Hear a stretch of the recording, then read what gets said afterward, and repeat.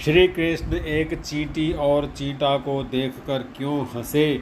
एक बार द्वारकानाथ श्री कृष्ण अपने महल में दातून कर रहे थे। रुक्मिणी जी स्वयं अपने हाथों में जल लिए उनकी सेवा में खड़ी थी। अचानक श्री कृष्ण हंसने लगे।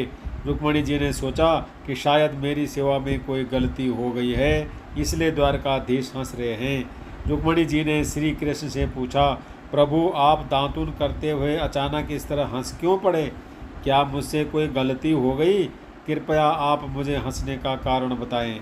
श्री कृष्ण बोले, नहीं प्रिय, आपसे सेवा में त्रुटि होना कैसे संभव है? आप ऐसा न सोचें, बात कुछ और है।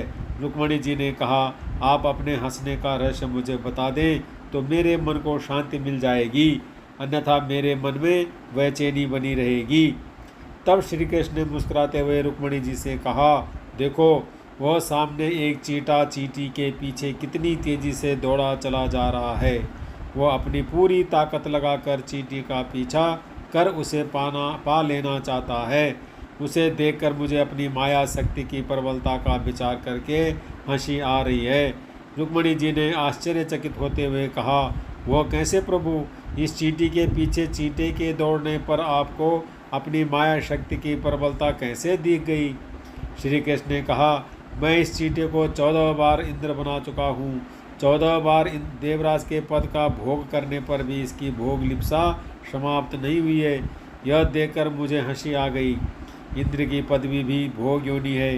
मनुष्य अपने उत्कृष्ट कर्मों से इंद्रत्व को प्राप्त कर सकता है। 100 अश्वमेघ यज्ञ करने वाला व्यक्ति इंद्र पद प्राप्त कर सकता है, लेकिन जब उनके भोग पूरे हो जाते हैं तो उसे पुनः पृथ्वी पर आकर जन्म ग्रहण करना पड़ता है।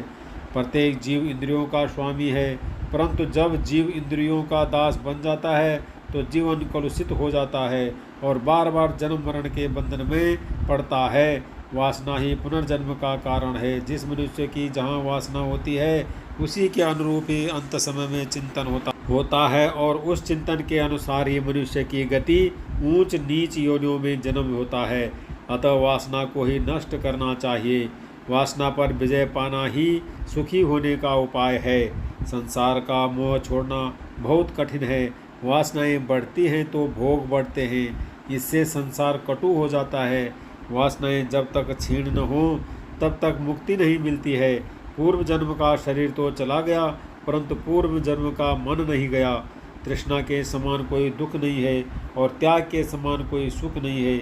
समस्त कामनाओं, मान बढ़ाई, स्वाद, शौकीनी, सुख, भोग, आलस्य आदि का परित्याग करके केवल भगवान की शरण लेने से ही मनुष्य ब्रह्म भाव को प्राप्त हो जाता है।